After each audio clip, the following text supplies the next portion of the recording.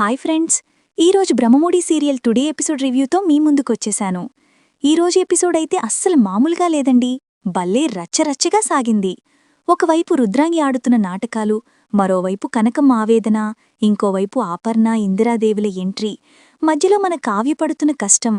హబ్బో, చెప్పాలంటే మాటలు చాలవు. అసలు ఈరోజు ఏం జరిగిందో తెలుసుకోవాలని మీక్కూడా ఆసక్తిగా ఉంది కదూ? అయితే ఇక ఆలస్యం చేయకుండా కథలోకి వెళ్ళిపోదాం. మరిన్ని బ్రహ్మముడి అప్డేట్స్ కోసం మన ఛానల్ని ఇప్పుడే సబ్స్క్రైబ్ చేసుకోండి. సీన్ ఓపెన్ చేస్తే కనకం ఫోన్ పట్టుకుని తెగ టెన్షన్ పడిపోతూ ఉంటుంది. అయ్యో, కనకం ఎందుకు ఫోన్ చేస్తుంది అని రుద్రాణి అనుకుంటుంది. కూతురు ఇంటికి రాలేదు కదా, ఇంట్లో పరిస్థితేంటో కనుక్కోవడానికే అనుకుంటా అని తనలో తనే గొనుక్కుంటుంది. ఇంతలో కనకం ఫోన్ లిఫ్ట్ చేయగానే హలో అంటుంది. హలో స్వప్న అని కనకం అనగానే స్వప్న కాదు రుద్రాణి అని షాక్ ఇస్తుంది. ఆ దెబ్బకి కనకం బిత్రపోతుంది. నా కూతురు ఫోన్ నీ దగ్గర ఏంటి అని అడిగితే, మీ కూతురు ఫోన్ నా దగ్గర ఉండటం కాదు, నేనే మీ కూతురి గదిలో ఉన్నాను అని ఇంకో బాంబ్ వేస్తుంది. కనకం కంగారుగా మరి నా కూతురెక్కడా అని అడిగితే, బాత్రూంలో ఉందనుకుంటా అని చాలా తేలిగ్గా చెప్తుంది రుద్రాణి. అసలు విషయమేంటో చెప్పండి అనగానే, ఏంటి చెప్పేది, నేను ఎందుకు కాల్ చేశానో నీకు తెలియదా అని రుద్రాణి వెటకారంగా అంటుంది. నువ్వు ఎందుకు చేశావో నాకెలా తెలుస్తుంది అని కనకం అంటుంది. మా కావ్యకి అల్లుడుగారికి ఏంటి గొడవ అని కనకం సూటిగా అడిగేస్తుంది. దానికి రుద్రాణి, గొడవేంటని నన్నడుగుతున్నారా, తప్పు చేసి పుట్టింటికి వచ్చిన నీ కూతురు చెప్పలేదా అని నిందలు వేయడం మొదలుపెడుతుంది. కాని కనకం ఊరుకుంటుందా? నా కూతురు తప్పు చేసే మనిషి కాదు అని గట్టిగా సమాధానమిస్తుంది. అంటే మరి ఈ రాజ్ తప్పు చేసే మనిషా అని రుద్రాణి మాటలతో కనకాన్ని ఇరికించడానికి ప్రయత్నిస్తుంది. ఆ మాట నేనెప్పుడన్నాను, ఒకరు మంచివాళ్లు అంటే ఇంకొకరు చెడ్డవాళ్లే అనే కదా అంటూ తన వక్ర బుద్ధిని ప్రదర్శిస్తుంది. మీతో మాట్లాడటం నాది బుద్ధి తక్కువ అని కనకం ఫోన్ పెట్టేస్తుంది. ఇంతలో బాత్రూం నుంచి వచ్చిన స్వప్న, నా ఫోన్ పట్టుకున్నావా అని రుద్రాణి మీద అరుస్తుంది. దానికి రుద్రాణి, ఈ దేశానికి సంబంధించిన రహస్యాలేమైనా ఉన్నాయేమో తెలుసుకుందామని అని వెటకారంగా అంటుంది. ఇంట్లో పెట్టే పుల్లలు చాలదా, ఇప్పుడేకంగా దేశంలోనే పుల్లలు పెట్టాలనుకుంటున్నావా అని స్వప్న కోప్పడుతుంది. అప్పుడు రుద్రాణి, మీ అమ్మ ఫోన్ చేసింది, నువ్వు వాష్రూంలో ఉన్నావని చెప్పాను అని చెప్పి ఫోన్ ఇచ్చేస్తుంది. దాంతో స్వప్న ఇంకా షాక్ అవుతుంది. మా అమ్మ ఫోన్ చేస్తే నువ్వు మాట్లాడావా, ఇక్కడ గొడవలన్నీ చెప్పేశావా, పక్కవాళ్లు ఫోన్ ముట్టుకోకూడదన్న కామన్ సెన్స్ కూడా లేదా అని స్వప్న అరుస్తుంది. ఈ గొడవ ఇలా జరుగుతుండగానే రుద్రాణి అక్కడి నుంచి వెళ్ళిపోతుంది. మరోవైపు కనకం ఆరుబయట అరుగుమీద కూర్చొని బాధపడుతూ ఉంటే ఆమె భర్త కృష్ణమూర్తి వచ్చి ఓదారుస్తాడు.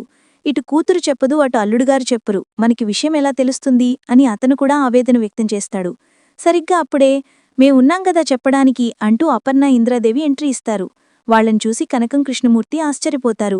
కనకం వాళ్ల దగ్గరికి వెళ్ళి, అసలు ఏం జరిగింది వదినగారు, ఎందుకది ఇంత సడన్గా వచ్చేసింది, అల్లుడుగారితో కూడా కోపంగా మాట్లాడి పంపించేసింది అని అడుగుతుంది. నీకు చెప్పలేదా అని వాళ్ళడిగితే, చెప్పలేదు అంటుంది కనకం. అయితే మాకు చెప్పలేదు అని ఇద్దరూ ఒకేసారి అనేసరికి కనకానికి చిర్రెత్తిపోతుంది. నా పరిస్థితి మీకు కామెడీగా ఉందా, నేనిక్కడ టెన్షన్తో చచ్చిపోతుంటే మీరేంటిలా మాట్లాడుతున్నారు అని కనకం అరుస్తుంది. ఆ చెట్టుమీద కాకిలాలా అరుస్తావేంటి, కాసేపు సైలెంట్గా ఉండలేవా అని ఇందిరాదేవి అంటుంది. అప్పుడు ఇందిరాదేవి, ముందు నా మనవరాలెక్కడుంది, అర్జెంటుగా దాన్ని అప్రిషియేట్ చేయాలి అంటుంది. ఆ మాటికి అందరూ షాకవుతారు. వెంటనే అపర్ణ, అభినందించడం కాదు అత్తయ్యగారు, అసలు విషయం వేరే ఉంది అనంటుంది. వాళ్లు లోపలికి వెళ్లేసరికి కావ్య విచారంగా కూర్చునుంటుంది. నువ్వు సూపరే, కంగ్రాచులేషన్స్ అని అపర్ణ అనగానే, ఎందుకత్తయ్యగారు అని కావ్య అడుగుతుంది. ఎందుకే మనవరాలా, నువ్వు వేసిన ప్లాన్కి నా మనవడి గుండె జారిపోయింది అని ఇందిరాదేవి అంటుంది. ఆ లెటర్ చదవగానే ఒక్క క్షణం నేనే షాక్ అయ్యాను అని అపర్ణ అంటుంది. అప్పుడు అసలు విషయం బయటపడుతుంది.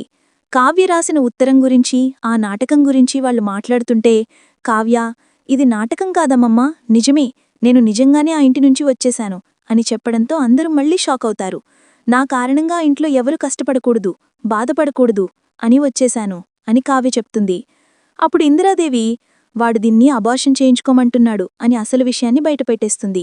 ఆ మాట వినగానే కనకం కృష్ణమూర్తి నిశ్చేష్టులవుతారు.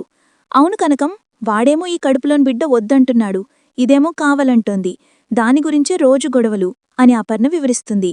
అల్లుడుగారు అబార్షన్ చేయించుకోమంటే చేయించుకోవాలా, నా కూతురే కాదు, మేమూ ఒప్పుకోం, ఇప్పుడే వెళ్ళి అల్లుడుగారిని అడిగేస్తాను అని కనకం ఆవేశంగా బయలుదేరుతుంది.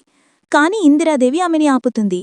ఇక తరువాయి భాగంలో ఏం జరగబోతోందంటే, రుద్రాణి ప్లాన్ ప్రకారం మీడియా వాళ్లు కనకం ఇంటి ముందు గుమిగూడుతారు. మీ ఇద్దరి మంచి గొడవలకు కారణం మీ కడుపులో పెరుగుతున్న బిడ్డ అని అందరూ మాట్లాడుతున్నారు, అది నిజమేనా, నిజంగానే ఆయన బిడ్డ వద్దనుకుంటున్నారా అని ఒక రిపోర్టర్ కావ్యని అడుగుతుంది. కావ్యకి విముక్తిని ప్రసాదించి తన బిడ్డను తనకి సొంతం చేద్దాం అని ఇంకో రిపోర్టర్ అంటుంది.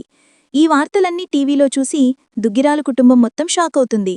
దీనంతటికీ కారణం మా కావ్యే అని స్వప్న అంటుంది. రాజ్ కోపంతో రగిలిపోతాడు. మరోవైపు రుద్రాణి కావ్య చేత ఈ ఇంటి పరువు పోయేలా చేసి దానికి కారణం కావ్య అని చెప్పాలి అని రాహుల్తో అంటుంది.